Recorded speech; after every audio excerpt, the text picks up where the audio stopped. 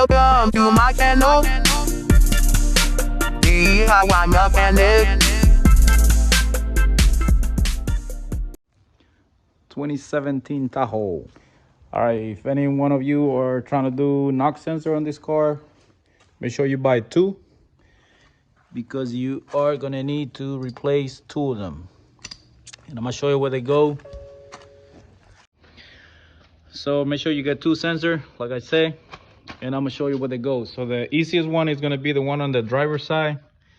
You're gonna have to remove your tire so you can stick either a screwdriver, or if you got long hands, to help you. But most of the work, you're gonna do it from down here. You need a 30 millimeter socket. Okay, you're gonna remove that shield right there, hold by 130 millimeter. Once you remove that shield, then the sensor is gonna be right under the shield, hold with another 30 millimeter. So you're gonna do it through here with a swivel. You're gonna do it through here with a swivel, just like that, for the shield and the actual knock sensor. Okay, that's for the driver's side. All right, so now let's go to the passenger side. Passenger side get a little complicated. Your knock sensor, it's going to be, 1 second. Okay, your knock sensor is going to be, it's going to be back here, actually coming up like that. So you won't see it until you remove your starter. It's held with two 30 millimeters on the bottom here.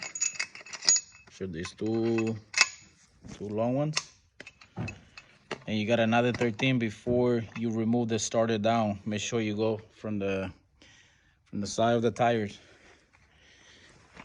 right here. Let me show you.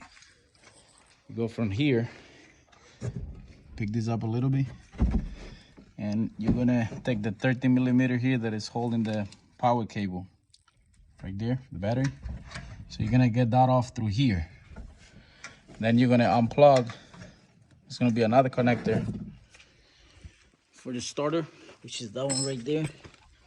It has a little tab. You got the red tab. You got to pull it down first, then you press on it and pull it. That's for your starter. Then you got to wiggle it down through here. Okay, and this nipple right there,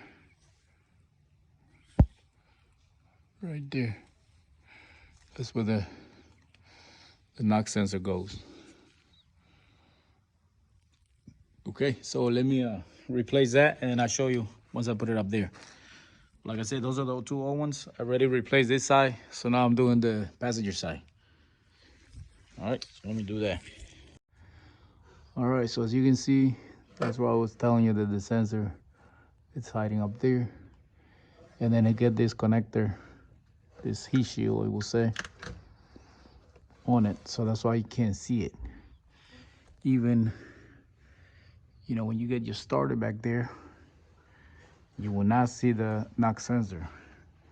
Let's say if you come and try to see it from this side, you will not see it.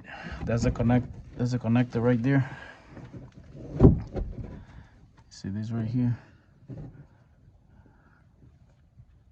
You see that? There's a connector for it, but it's right behind your exhaust manifold.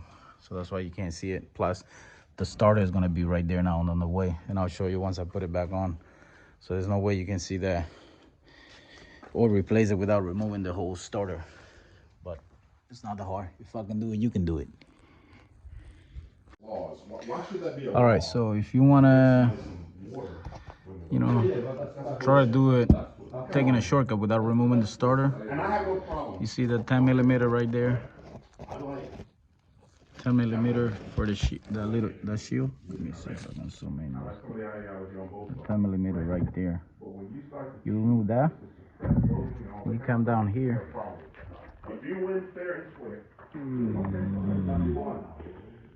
come down here and you remove that 13 right there.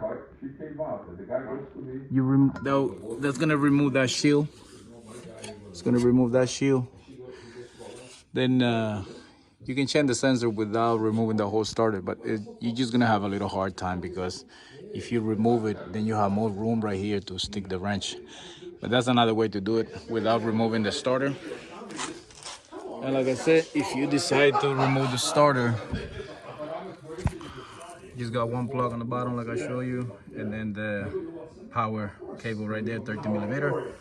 Two 13 millimeter coming from under, and then you just take it down. That will apply if you're also trying to do the starter on this car. All right. I hope this video helped you. Like always, please subscribe, like, and share. I'll see you in the next one.